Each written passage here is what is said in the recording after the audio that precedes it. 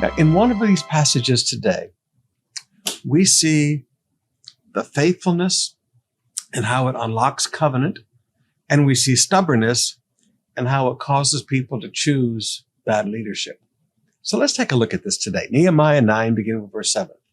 You, O Lord God, you chose Abram and brought him from Ur of the Chaldeans and renamed him Abraham. Now notice what happens next. When he proved himself faithful, that would have been the tithing in Genesis 14 and 15, refusing to allow other men to make him rich. When he proved himself faithful, you made a covenant with him to give him and his descendants the land of the Canaanites, the Hittites, the Amorites, the Perizzites, the Jebusites, the Gershonites. And you have done what you have promised, for you are always true to your word. Now notice, Nehemiah said, because Abraham proved faithful, God made a covenant with him. God does not make covenants with unfaithful people. I sometimes see young pastors that say, God is speaking to me that he wants to go do this. I said, I don't believe that for a minute.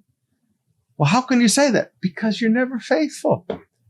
You don't do what God has already asked you to do, but you're already saying God is telling you to do something bigger and greater.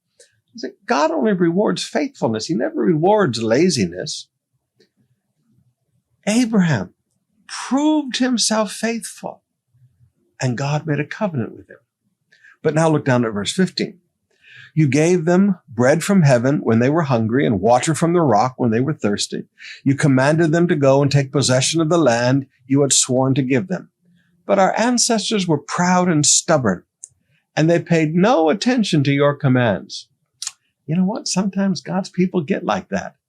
They're proud and stubborn, and you can show them something in the Bible, they're not going to believe you.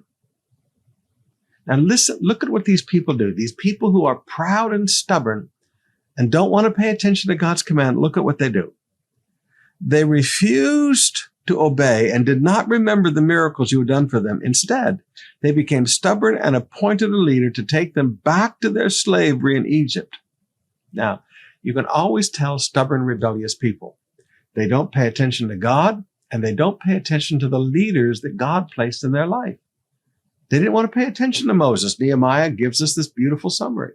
They always want to go and choose another leader that will lead them back to what they want. Now, for me, in my house, I want to be like Abraham.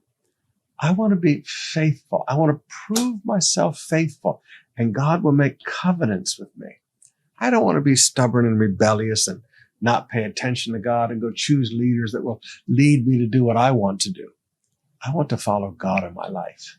How about you?